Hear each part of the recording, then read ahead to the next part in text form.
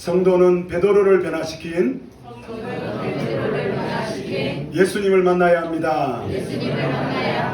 한 주간 살아가실 때 베드로를 변화시킨 그 예수님을 만나시는 복된 한 주간 되시기를 주님 이름으로 축복합니다. 저는 중학교 3학년 때 교회 예수님을 믿고 교회를 다녔습니다. 그러다가 고등학교 1학년 2학기 때 교회를 떠났습니다.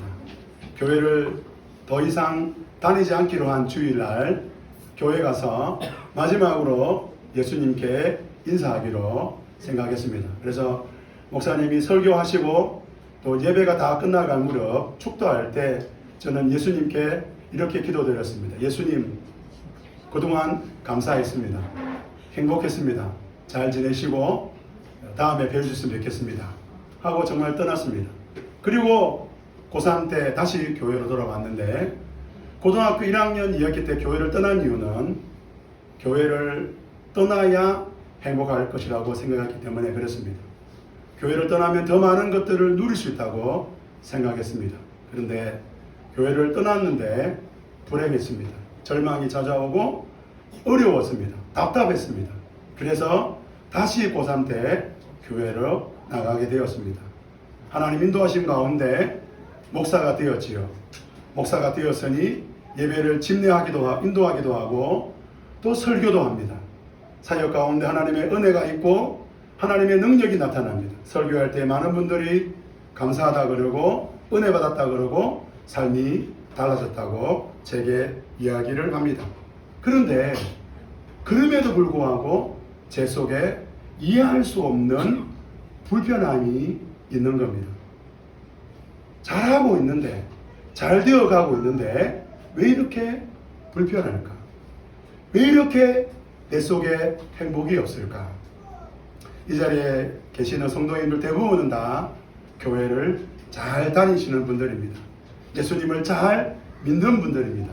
그런데 여기 계신 많은 분들이 삶이 불편합니다. 예수님이 진짜 행복이라 그래서 교회에 왔는데 진짜 행복이 보이지 않을 때가 있습니다.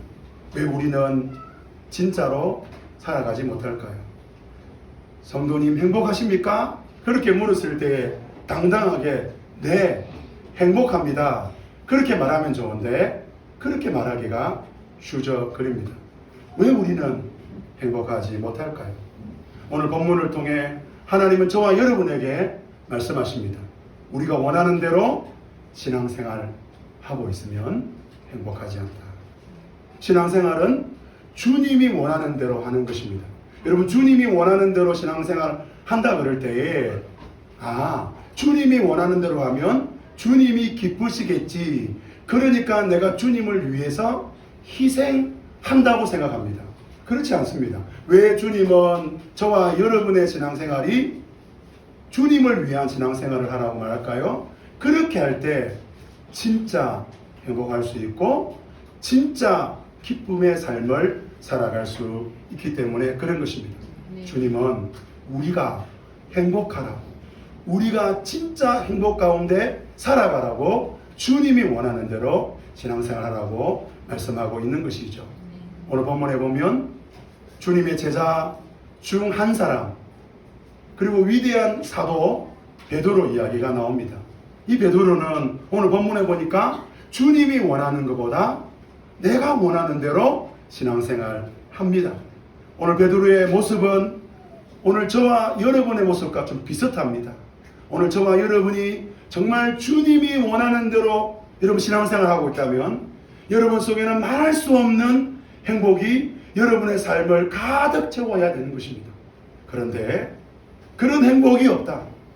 나에게는 그런 믿음 능력이 없다. 그렇다면 오늘 저와 여러분은 오늘 본문에 나와 있는 베드로처럼 주님이 원하는 대로 신앙생활하는 것이 아니라 내가 원하는 대로 신앙생활하고 있는 것이죠. 오늘 본문에 보면 또 다른 이야기가 나오는데 그런 베드로를 변화시켜서 주님이 원하는 사람으로 바꾸는 그 기적을 오늘 우리 본문을 통하여 우리는 보게 되는 것입니다. 그래서 오늘 본문을 통하여 말씀 설교 제목이 이렇습니다. 한번 따라해볼까요? 성도는 베드로를 변화시킨 예수님을 만나야 합니다. 오늘 설교를 통해서 내가 얼마나 베드로 같은지 발견하실 뿐 아니라 베드로 같은 우리를 변화시키시는 예수님을 만나시는 복된 성도들이 되시기를 주님 이름으로 축복합니다. 첫 번째로 베드로는 예수님과 상관없는 자기 마음대로의 신앙생활을 하고 있습니다. 성도 여러분, 베드로는 누구와 상관없는 신앙생활을 했다고요? 예수님과 제자들은 이제 마지막 식사를 마치십니다. 그리고 올리브산에 가서 게세마네 동산에서 기도하십니다. 그때 예수님이 제자들에게 말씀하시는데요. 31절, 32절 우리 노란 글씨 같이 한번 읽어봅시다. 시작. 오늘 밤에 너희는 모두 나를 버릴 것이다. 성경에 기록하기를 내가 병자를 칠 것이니 양떼가 흩어질 것이다. 그러나 내가 살아난 뒤에 너희보다 먼저 갈릴리로 갈 것이다. 너희는 나를 버릴 것이다. 시편 말씀을 인용하면서 예수님은 너희는 나를 버릴 것이다. 그러나 내가 살아난 뒤에 너희보다 먼저 갈릴리로 갈 것이다. 이 말씀을 들은 베드로가 33절에 이렇게 고백합니다. 우리 33절 노란 것이 같이 한번 읽어볼까요? 시작. 비록 모든 사람이 다 주님을 버릴지라도 나는 절대로 버리지 않겠습니다. 베드로는요 자신이 있었습니다. 그래서 예수님께 말씀드리는 거예요. 다른 사람은 다 주님을 버릴지라도 주님, 저는요, 아시잖아요. 저 베드로입니다. 저는요, 주님 버리지 않겠습니다. 베드로는 자기 자신을 믿었습니다. 오늘 우리가 예수를 믿는다고 하지만 베드로처럼 왠지 나 자신이 믿을 만할 때가 보입니다. 왠지 내가 좀 든든해 보일 때가 있습니다. 다른 사람은 몰라도 예수님, 저는 실패하지 않습니다. 다른 사람은 몰라도 주님, 저는 이 일을 성공할 겁니다. 오늘 베드로는 자신을 믿었습니다. 그래서 다른 사람은 다 주님은 버릴지라도 나는 이라고 말하고 있는 것입니다. 마태복음 16장에 보면요, 예수님이 제자들에게 질문하죠. 사람들이 나를 누구라고 하느냐? 너희는 나를 누구라고 생각하느냐? 라고 말할 때에 마태복음 16장 16절에 시몬 베드로가 대답합니다. 우리 빨간 글씨 읽어볼까요? 선생님, 살아계신 하나님의 아들. 이 말을 들은 예수님께서 시몬 바요나야, 너에게 복이 있다. 너를 이를 알게 하신 분은 사람이 아니라 하늘에 계신 아버지시다. 라고 말씀합니다. 여기까지 참 좋아요.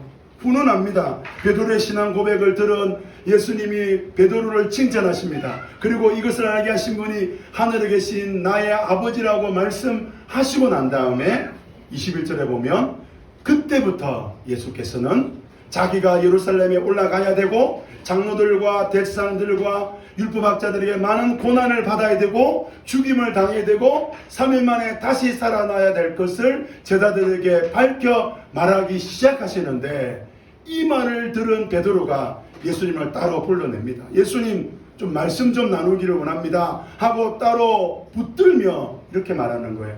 23절, 22절 우리 빨간 글씨 같이 한번 읽어볼까요? 시작. 주님, 안 됩니다. 절대로 이런 일이 주님께 일어나서는 안 됩니다. 그러면서 예수님께 대드는 거예요. 예수님, 그럴 수 없습니다. 여러분, 이 2절 말씀 다음에 예수님이 베드로에게 너무 충격적인 말씀을 하는 거예요. 베드로, 예수님의 제자, 12제자의 제자 중에 수제자 그 베드로를 향하여 예수님이 이렇게 말합니다. 23절 노란 글씨 읽어볼까요? 시작. 사단아, 내 뒤로 물러가라. 너는 나에게 걸림돌이다. 너는 하나님의 일을 생각하지 않고 사람의 일만 생각하는구나. 베드로는 자신이 원하는 대로 예수님을 믿었어요. 베드로는 자신이 원하는 대로 예수님을 믿고 예수님을 따르면 예수님이 기뻐할 거라고 생각했어요. 아니, 스승이 죽겠다는데 그걸 그냥 두는 제자, 그게 좋은 제자입니까?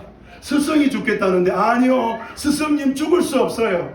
제가 대신 죽겠습니다. 아니요, 스승님 죽을 수 없어요. 제가 어쨌든 간에 막을 거예요. 상식적인 거 아닙니까? 만용 아닙니다. 의리잖아요. 멋진 사람입니다. 예수님이 죽게 된다면 제 몸을 막았으라도 그 죽음을 막겠습니다.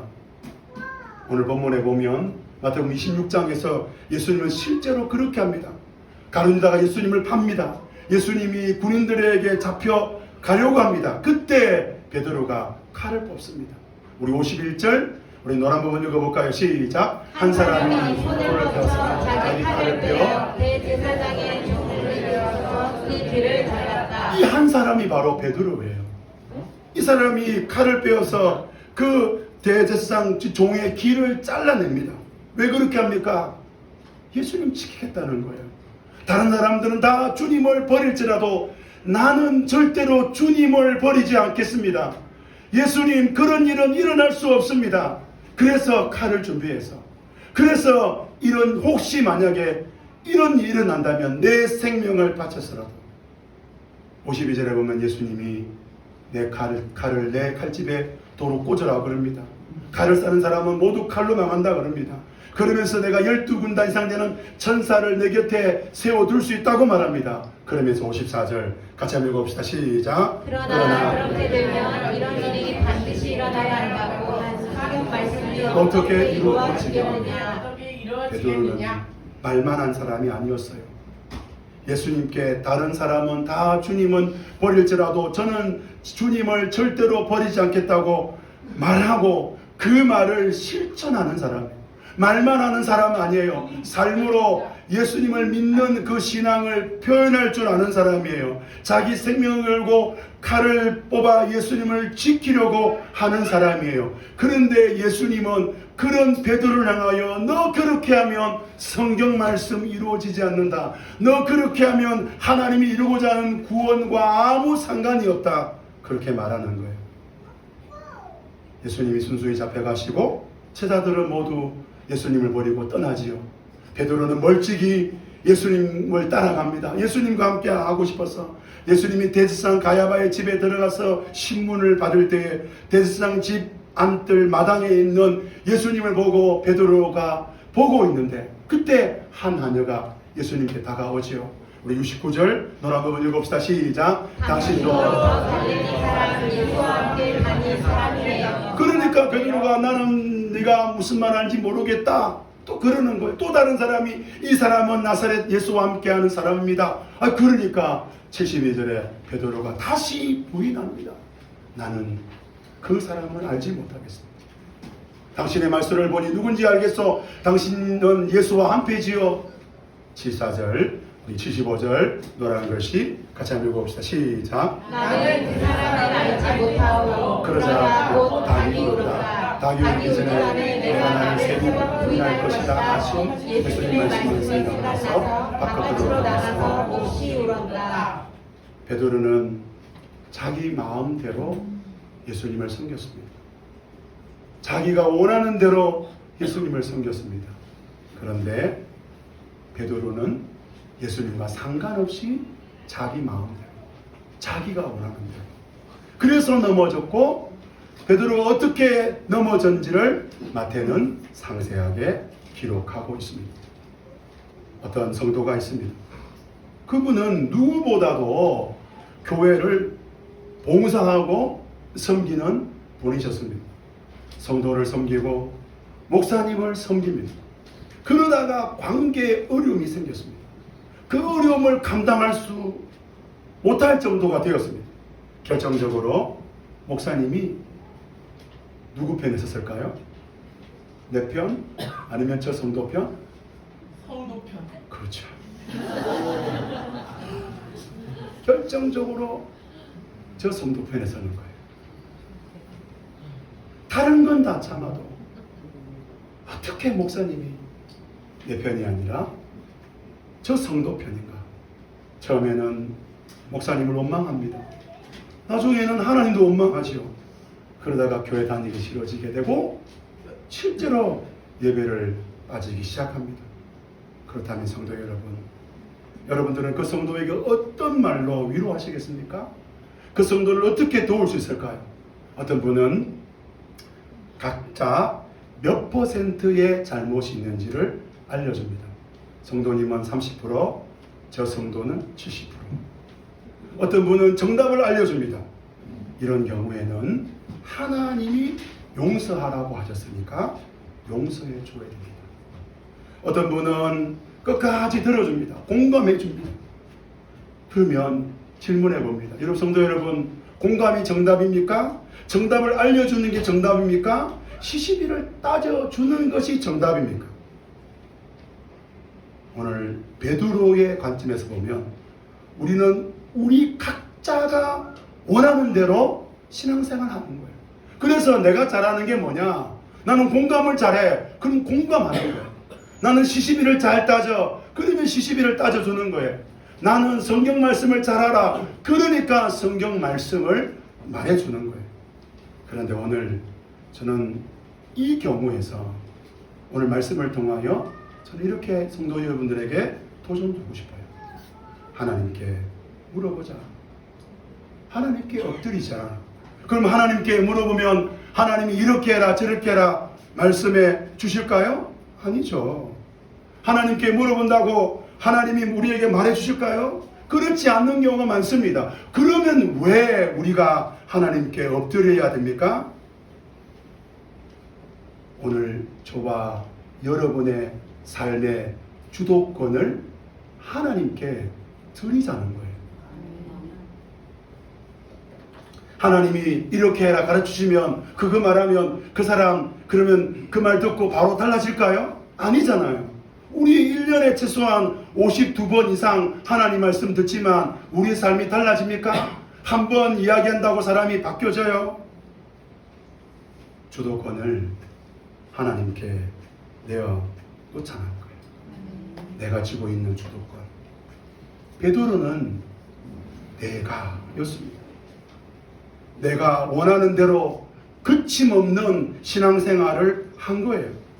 오늘 저와 여러분이 원하는 대로 신앙생활하고 있다면 좀 멈추자고요. 내가 주인 되어서 주님과 상관없이 그 신앙생활하는 거 멈춰야 돼요.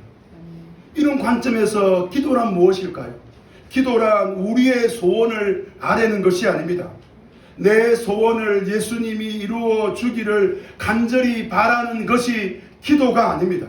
기도는 내 뜻을 멈추는 거예요. 주님, 내 마음대로 하지 않겠습니다. 결단하는 게 기도인 거예요. 기도는 내 뜻을 멈추겠다는 신앙 고백인 거예요. 우리는 매주일마다 모든 일을 기도 제목으로 바꾸고 기도합니다. 그렇게 고백합니다. 내 뜻을 멈추자는 거예요. 모든 일을 들을 때마다 주님, 이 일이 이렇게 이루어지기를 소망합니다가 주님께 기도하는 게 아니라 주님, 여기서 제가 할 수 있는 일은 없습니다. 제가 이 일을 하지 않겠습니다. 주님이 이 일을 해 주십시오. 라고 고백하는 게 모든 일을 무슨 제목으로 바꾸고? 기도하는 거예요. 저는 오래전에 하나님이 제게 뭔가를 보여주실 때가 있었습니다. 어떤 사람에 관한 거예요. 그럼 저는 그 사람에게 달려갑니다.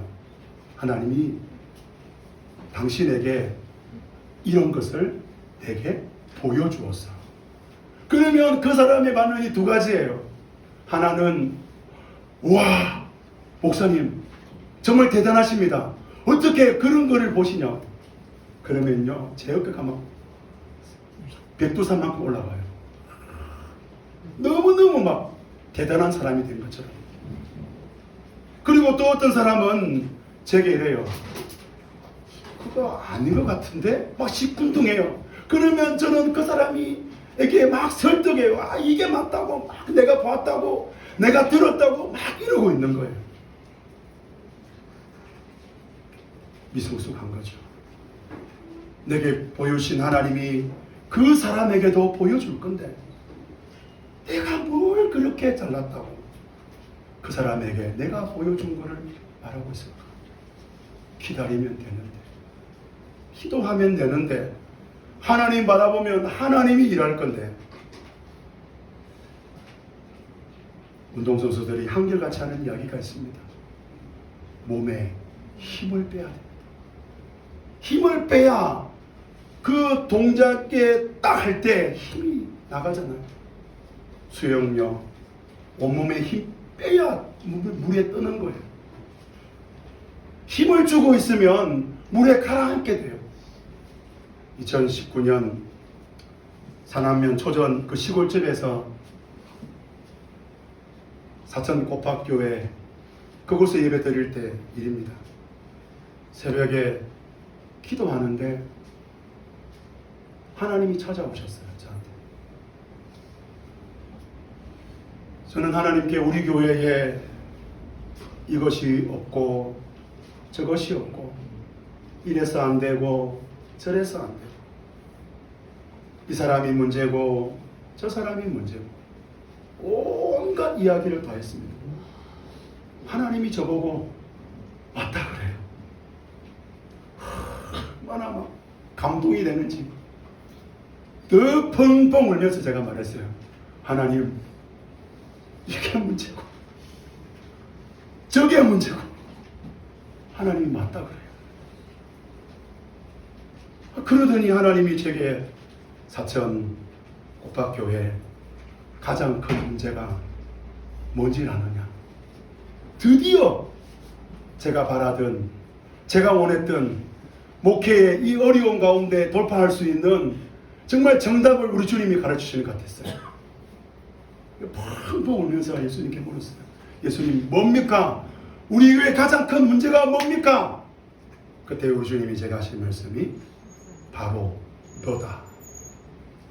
사천 고팍교회의 가장 큰 문제는 바로 문경구 너다.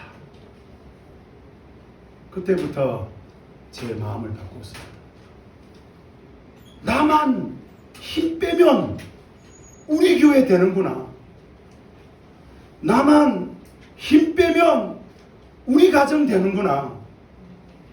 나만 힘 빼면 하나님의 능력, 하나님의 기적이 일어나는구나. 저희 교회가 한 가정을 시작했잖아요. 여러분들이 물어요. 어떤 분들이, 목사님 어떻게 교회가 이렇게 사람들이 모입니까?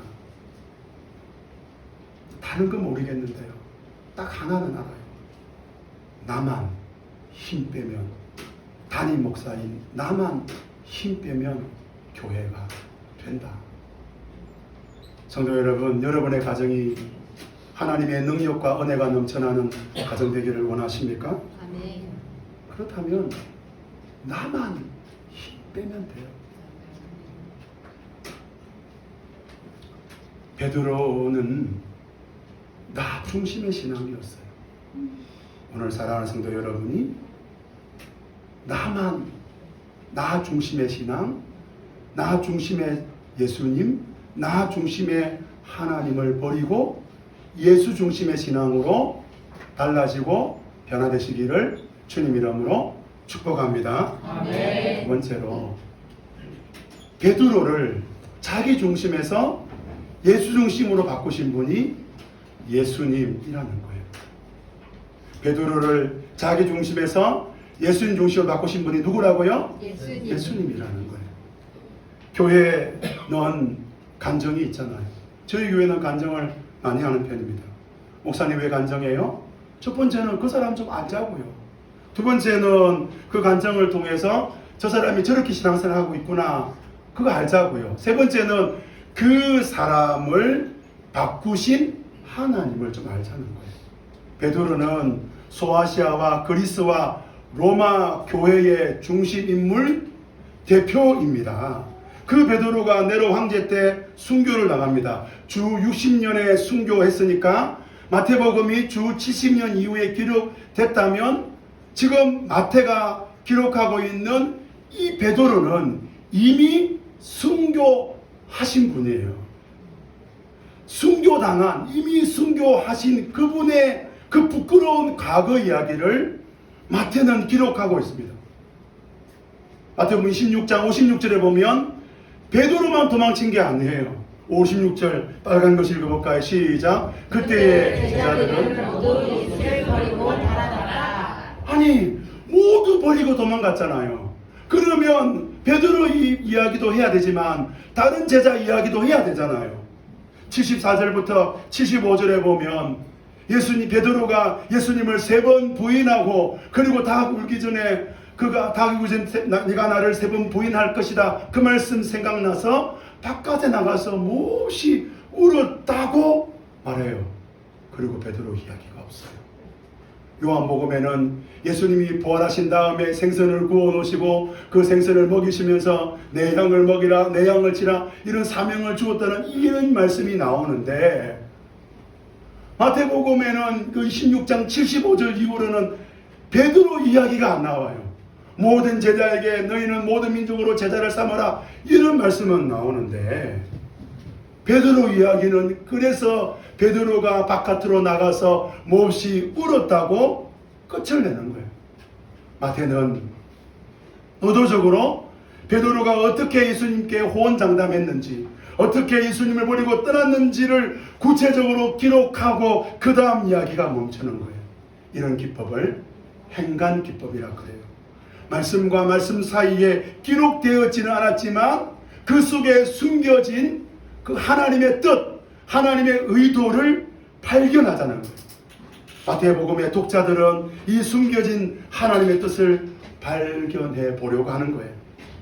초대교회의 중심인물, 그리고 얼마 전에 네로 황자에게 자기의 신앙을 지키면서 순교한 그 위대한 사도 베드로가 과거에 어떤 사람이었는가? 오늘 이 마태복음을 읽고 있는 많은 독자들은 그 사실을 아는 거예요. 그 위대한 베드로가 과거에 이런 베드로였네? 이런 사람이었는데 어떻게 이런 베드로가 지금 이런 위대한 사도, 위대한 순교자가 될 수 있었지? 무엇 때문에 그게 가능하지? 사람들이 그거를 읽으면서 고백하는 거예요. 베드로를 변화시키신, 베드로를 바꾸신 분은 하나님이구나.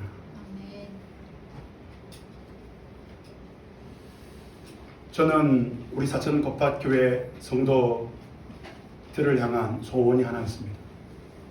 우리 예수님께서 저에게 오셔가지고 사천 kop밭교회 소원 하나 들어줄 건데 어떤 소원 들어줄까? 엄청난 재정이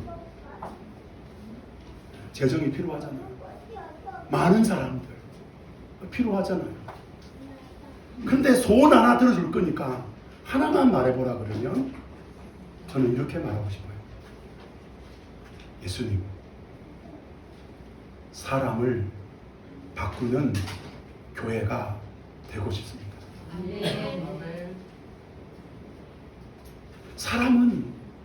사람을 바꾸지 못해요. 남편이 왜 절망합니까? 수십 년을 이야기해도 아내가 바뀌지 않잖아요. 반대로 이야기해 볼까요? 아내분 여러분, 왜 그렇게 남편분 보고 절망합니까? 수십 년을 말했는데도 바뀌지 않아요. 사람은 사람을 바꿀 수가 없어요. 사람이 사람을 바꿀 수 있다면 예수님께서 다시 태어나야, 거듭나야 된다고 말씀할 필요가 없지요. 사람은 사람을 바꿀 수가 없습니다. 교회도 마찬가지 아닙니까? 교회가 어떻게 사람을 바꾸겠습니까? 목사가 사람을 바꾼다, 그 거짓된 잘못된 성공신 아닙니까? 남편이 아내를, 아내가 남편을, 자녀가 부모를, 부모가 자녀를, 이웃을 바꿀 수 있다고 여러분 믿지 마십시오. 바꿀 수 없기 때문에 우리는 불행한 거예요. 바꿀 수 없는 사람을 바꾸려고 하니까 불행한 거예요. 바꿀 필요가 없어요. 사람을 바꿀 수 있는 분은 예수님밖에 없는 거죠. 아멘. 이 사실을 믿어야 돼요. 아멘. 오늘 마태는 지금 베드로가 이전에 어떤 사람이었는지를 보라고 말해주고 있습니다. 그런 베드로가 지금의 베드로가 된 거 누가 그렇게 했느냐고 보라고 말해주고 있습니다. 저는 우리 사천 고팍교회의 면류관이 뭘까? 제가 주님 앞에 이제 가게 될 건데, 내일 간다는 거 아니에요? 가게 될 건데, 또 사천 고팍교회에서 목회하다가 왔는데 너 뭐하고 왔느냐 라고 묻는다면, 하나님 여차여차해서 예배당 지었고요, 하나님 여차여차해서 사람들 모았고요, 하나님 여차여차해서 이런 교회 만들었습니다. 아무 의미가 없어요. 저는 주님 앞에 섰을 때에 이렇게 말해보고 싶어요. 주님, 여기에 있는 성도들이 예수님을 바라봄으로 변화되었습니다. 아멘. 아멘. 예수님을 바라봄으로 바뀌어지게 되었습니다. 아멘. 여러분, 우리가 이런 소망이 우리 속에서 좀 회복되기를 소망합니다. 아멘. 그래서 베드로를 변화시켰던 그 예수님을 우리가 바라봄으로 바뀌어지네, 달라지네, 새로워지네, 이런 복음의 기적이 일어나는 교회 공동체, 이런 하나님의 사람들이 되시기를 주님 이름으로 축복합니다. 아멘. 우리 찬양할 건데요, 약한 나로 강하게